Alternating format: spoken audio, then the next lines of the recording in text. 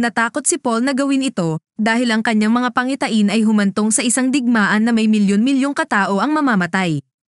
Ibinunyag ni Gurney na alam niya kung saan itinago ng pamilyang Atreides ang lahat ng kanilang armas. Naglakbay sila sa nakatagong kuweba kung saan mabubuksan lamang ang pinto sa pamamagitan ng dugong bughaw ni Paul. Sa loob nito, nahanap nila ang 72 atomic warheads. Samantala, dumating si Jessica sa timog at patuloy na pinapalaganap ang salita tungkol sa mga nagawa ni Paul. Siya ay nakipagkita sa tagabantay na nagpapakita sa kanya kung paano ginagawa ang tubig ng buhay. Sa loob ng templo, dala ng tagabantay ang maliit na sandworm na nilublob sa maliit na lawa para kunin ang lason sa katawan nito. Kasunod nito, ginamit ni Jessica ang kanyang kapangyarihan upang puwersahin ang tagabantay na ibahagi ang tubig ng buhay kay Paul. Nakikita ni Paul sa kanyang pangitain si Chani na nasunog ang mukha nito. Bigla siyang nagising at nakaharap ang lahat ng Freemen. Nakarinig sila ng mga pagsabog, kung saan umaatake na si Feyd sa kanila at nagdadala ito ng mga mabibigat na armas mula sa sasakyang panghimpapawid. Dumating si Rabban at hinarap niya si Feyd para kumprontahin ito, ang tungkol sa pagkuha ng kanyang trono, ngunit mabilis siyang sinunggaban ni Feyd pababa at pilit na pinapahalik sa kanyang paa. Pagkatapos nito, si Feyd ay nakipagkita sa kaibigan ni Chani, kung saan nahuli nila ito sa panahon ng pag-atake. Dahil tumanggi ito na ibahagi ang anumang impormasyon, siya ay pinatay ni Feyd.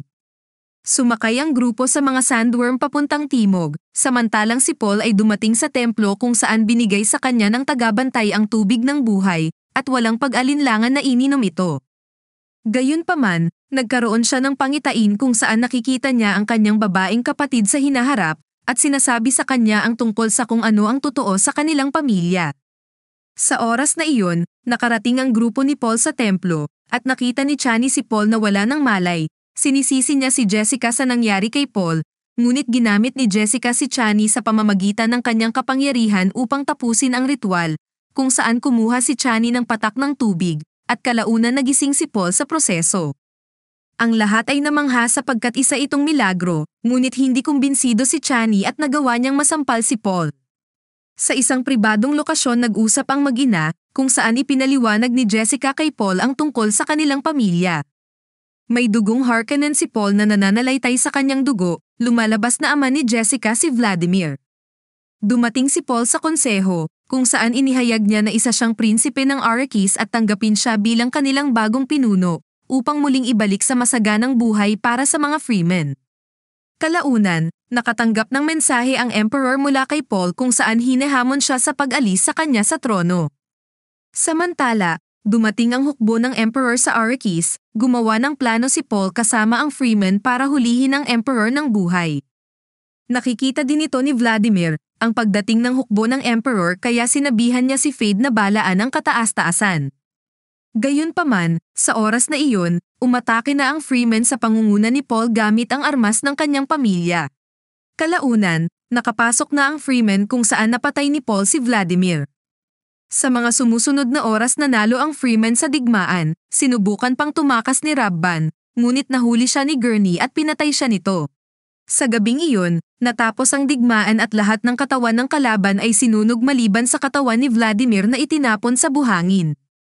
Kinabukasan, nalaman ni Paul na ang kataas-taasan ay nasa ibabaw nila, naghihintay ng pag-atake. Sinabi niya kay Gurney ang isang babala na nagsasabi na kung hindi nila igalang ang kanyang trono at pag-atake sa kanya, pasasabugin niya ang lahat ng pampalasa sa planeta.